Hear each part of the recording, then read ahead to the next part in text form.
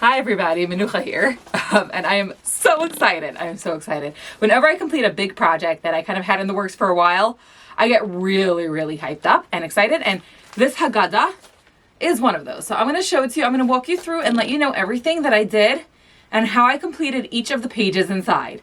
Now, the goal of this Haggadah is something that preschool teachers can do in the classroom, a page at a time, and complete it. And there are so many different ways that you can complete each page.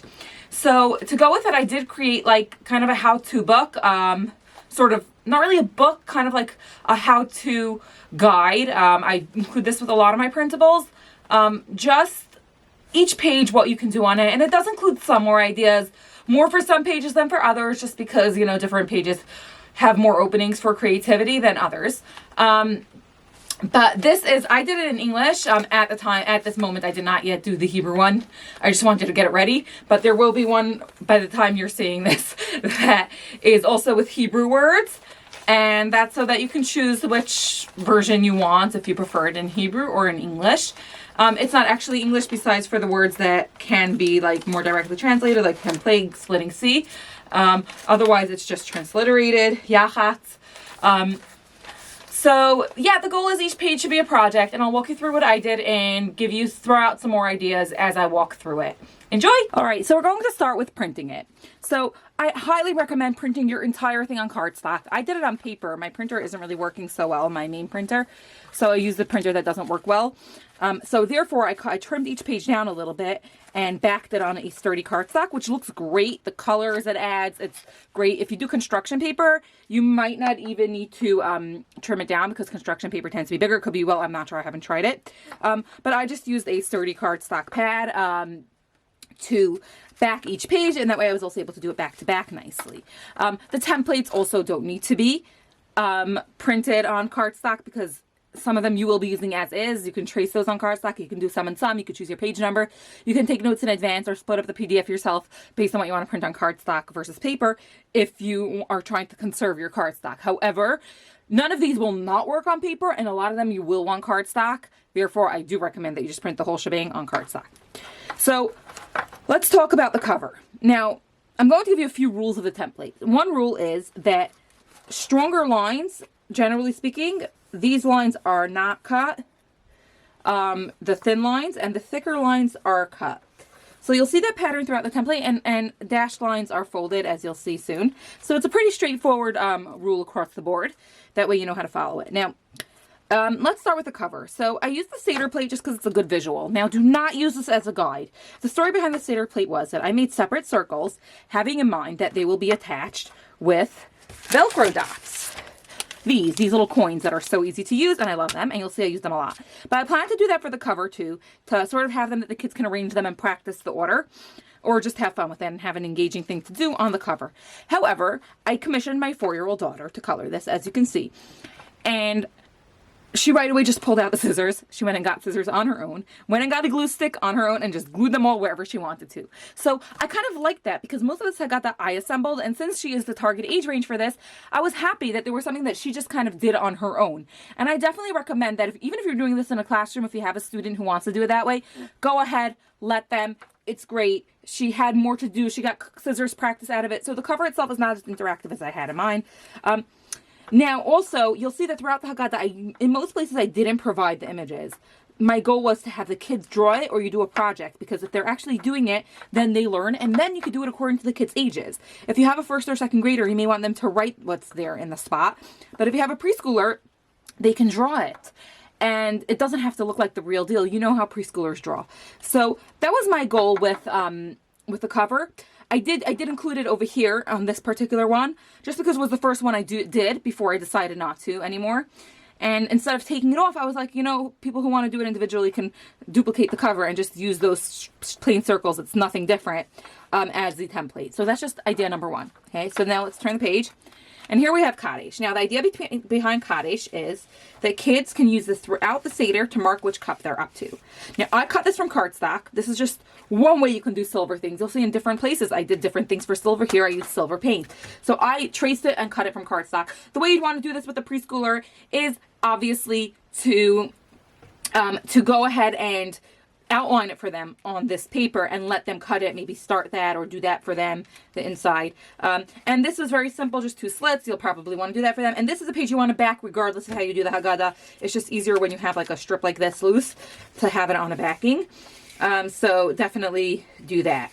So that's a cute little counter. Now, Orchatz and Rachza, there are so many different ways you can do it. You get a blank page here, and you're getting this to cut out. So here, I did it on cardstock. I just duplicated it, but you would have the template already printed on cardstock if you follow my advice. And you can then paint it, for example, and I did show another way to paint things later on. And here I painted it, and any moving parts across the board, unless it was already made from a very stiff material, I laminated. This maybe also should be laminated, but I just find that it lasts better that way. You can skip that if you're short on time. Here I traced her hands for her. If your kid is confident tracing their own, let them do it. She wanted me to do it. And I attached this with a brad pin, and I just added this as an extra, a little bit of water falling out. Here we have Karpas and Yachatz. So for Karpas, we pulled out the do-a-dot markers, because why not? Just different ways you can complete it so that each page feels like a different craft, not because you have to do it that way. And we have a potato. I just created a potato. I wasn't going to offer 100 options. It's just a common one. Obviously, that's not how they eat the potato, but it's just a visual for the kids. That's an easy shape for them to cut out because I felt like that was important across the board. So I did create a slit in this. And then as I was crafting it, I decided to use this blue, which, by the way, is a dollar store divider. Easy. The main reason for the coin, the Velcro coins, is really just so that they have a place to store it and it doesn't all go flying out. So that's Karpas. Again, this is not completely necessary, but fun to have. Yachatz is sort of like a puzzle. Now, part of the goal of this Haggadah isn't just to be interactive. It's that they could sort of simulate doing whatever's being done. They could pretend it. So that isn't relevant for every page. Like for Kaddish, it wasn't so. But Orchatz, they can. Karpas, and now Yachatz, they can simulate as if they're breaking and discuss which half is bigger. Have them argue that out. So that's Yachatz. Now the base matzah, I did make a base matzah that they could fit it into. With the Velcro coins, they'll be more likely matching up the coins. However, this was not even a texture rubbing. This was just the texture of my background that I was working on. This is a Lego texture rubbing, which is just a popular thing. And again, your guide includes a few ideas for matzah textures. Things that you can do. And you can see that this one I did directly on the template. If you print on cardstock, you'll be able to do that with more things. But because I didn't, things like the potato, I retraced onto cardstock. And yeah, hopefully your 4-year-old can cut that out herself or himself. If they need a little help, they need a little help. If it doesn't look perfect, that's awesome. Still, they're practicing their scissor skills. All right, now Maggid. I did do an expanded Maggid section with 3 additional pages, just so that there's more for them to do, and more for them to learn about the Seder. But you can skip those if you just want plain Maggid. That's the beauty of something like this, like a printable, that you can just do what you want with it. So here I made a template just to do a simple, as if it's a Haggadah. But what do you put inside the Haggadah? You put a picture of them. So she had fun posing for these pictures. I know a lot of classrooms, do a lot of that. And we took a pillow with a feather pillow that we were able to bunch on the bottom, and we just posed it, as if she's leaving Mitzrayim with her matzah on her back, and that's just a way to put her in the Haggadah. So this is just, cardstock, and this is a piece of scrapbook paper. Again, you would want to give the kids, the shapes to cut out. You get for the baseline thing, you would want to give it to them to cut out themselves, or let them color it, or let them draw their own pictures. In place of any pictures, over here, for example, instead of taking photos of them, you can definitely encourage them to draw a picture of themselves leaving Mitzrayim and see where they go. Now, here's an example of something that I drew. Now, I know I'm an illustrator, and this, and your kids might not be, but I specifically drew very simple shapes that you can show them. Very, very simple shapes that you can show them for the Manish Tana. And I felt like this one especially, you want kids to be able to draw it themselves because they really need to know it, or at least you want them to know it. So that's on all of the nights we eat chametz or matzah, and this night matzah. So that's a simple lift the flap. Again, I should have done this cardstock, but I didn't. On all nights we eat all vegetables, and on Pesach we eat maror. And here you have, we don't dip, and we dip 2 times. So again, if you show them the basics of how to draw it, or you show them a picture to follow, they can do it on their level. Here, leaning or regular sitting, and on Pesach we sit.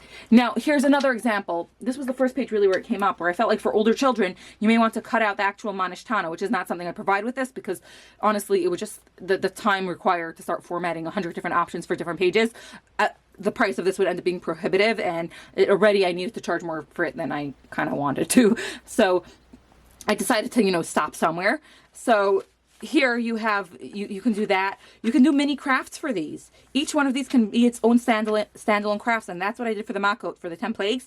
I noticed, by the way, I wrote Manishtana here, and I didn't write the 4 questions.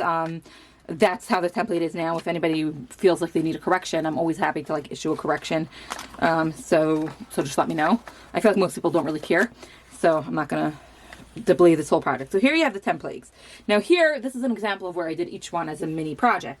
So here I just colored over with Sharpie on some clear paper, drew frogs, because why not? You could draw all of them. You could have the kids draw all of them. Here we did dot painting with an eraser for lice. This we did magazine clippings. That's another thing that you can do for magazine clippings. For any of these things where you have to fill in your own is magazine clippings. It's fun for the kids, and I have another idea with it later on. Here we just put on some farm animals upside down, farm animals we had in the house stickers. All of these also, you can get frog stickers, you can get bug stickers, you can get stickers. Here I just dotted with a dotting marker. We can use the tip of any marker. Here we did glitter glue for fire and ice. Here we did fingerprints, and then this is really simple lines that the kids can add or you can add, but it's their fingerprint on a stamp pad. Here we just colored it black and added eye stickers. And here I just drew pictures of closed eyes because it's everybody on their level, what you feel like is good for the kids. So that spinner I'm really happy with. Splitting the sea. Now, here we did sponge painting, literally just with a kitchen sponge, dipped it into paint, and did it. And you can see it folds out so that the sea splits to dry land. So it's a very simple visual. I have tons of variations of this. You can glue little people on here. Now, the sand, it is a project. It's craft sand. It's clean craft sand, not kinetic sand, different thing. Clean, loose craft sand. Painted Mod Podge, put it on, painted another layer of Mod Podge, so it's really pretty fixed there. You don't have like crumbling. If that's too much for you, you can cut sand. What I originally tried doing with this was sandpaper rubbings, and it didn't quite come out the way I wanted to. Maybe I needed coarser sandpaper. You can cut little pieces of sandpaper for them to glue on as if it's a tissue paper project. You can use brown tissue paper. You can really use anything. You can have them just make dots, you know. It doesn't really have to be this fancy, but I did want to show you different options, and this is a fun one. You can glue pictures of people on. You can put puppets here. I have a set of Passover puppets in my Etsy shop that you can do as an add-on. Cut a little slit to store them and put them there. And same, by the way, with the 10 plagues. I also have puppets that you can add on. And this, I'm planning on creating puppets, but I do have like sort of flashcards for that already that you can use instead of that. Here is Rachza. So just so you see a variation. Now the reason this is crinkled is because it jammed in my laminating machine. And if I was going to fix that, I was not going to get you this post even close to now because I just had already put on my laminating machine, and it took too long. Here's where I pulled out the paint sticks. Now paint sticks are a wonderful thing because you don't really need to wait much for them to dry. They're easy to use. It's like using a glue stick, or as my daughter calls it, a lipstick. So same cup, you know, and again, this page is interchangeable with Orchat's. I just wanted it to be a different project. So here she made handprints, which she actually really loves doing. And we attach them with brad pins. So here she's washing her hands, and this is removable, so she can go like this. And we didn't put the water here to make it different. And we did put a little piece of literally dollar store fabric, just cut into a rectangle and folded and glued in place. That's something the Mora would probably have to do. Okay, here Motzi Matzah. Now, the Motzi Matzah page is very simple, but I wanted to show you how you could change it up a little bit. So here's another idea for matzah print, first of all, is this is bubble wrap print. Of course, I didn't hoard my bubble wrap like I knew I should have, so I had to go scramble for bubble wrap, but I found, and you literally just paint a little paint on it and you stamp it. It's a lot of fun for the kids. And you see, I purposely did not try too hard to do things neatly because I want to show you something that's realistic for younger kids, even though my daughter wasn't able to test all of the pages. Now, you have basically just this plain page and this simple circle for this page. That's your whole template. So I wanted to show you a little more what you can do with it. So we pulled out a piece of matzah and took a picture of her eating matzah. And you don't even have to have the matzah. You could just do a picture of them with their mouth open because then they could feed it to them. See? She could feed herself the matzah. So now this is a little bit redundant, but it's a fun way to put herself in it. The kids enjoy having it. And if you save it for future years, it's fun to look back at the photos of them when they're younger. So that's Motzi Matzah. Mara I had a lot of fun with. The base bowl is similar to the Karpas bowl, but you have the Mara to put inside. So here we dip dotted the Maras, or do a dot. My kids call it dip dot. We scrunched up tissue paper for charoset, mostly red with a little bit of orange just to make it interesting. And here I did paint stick as well, the tempera paint sticks. And you cut the slit and they could just stick it in. And the Velcro, once again, is just to make it storable. Korech, they can actually build themselves a sandwich. So Here's another matzah texture. We colored the base. We used Q-tips to dot brown paint. And here is, this we used crepe paper as a stamp. Not sure if I recommend it. I will offer some tips in the thingy. You're better off using it as a stamp only if you attach it to a background, but it still made a fun texture for the mirror. You could also cut this out of crepe paper, but again, I wanted to make as much as possible of it doable for young kids. So your young kid might be able to, you know, cut that out of crepe paper, but it is a little bit of a challenging material, so recommend it mostly for older kids. And then they can build a sandwich, and there is, oh, sorry, this is not supposed to come off. This is actually part of the background. I cut it out by mistake, and then my printer wasn't working, as you can see. So that's really fixed in place. It's not really cut out. But they build the matzah sandwich on top of that base. So there you go. And you can add some tissue paper, some scrunched up tissue paper as well for charoset on that page. Got to fix that.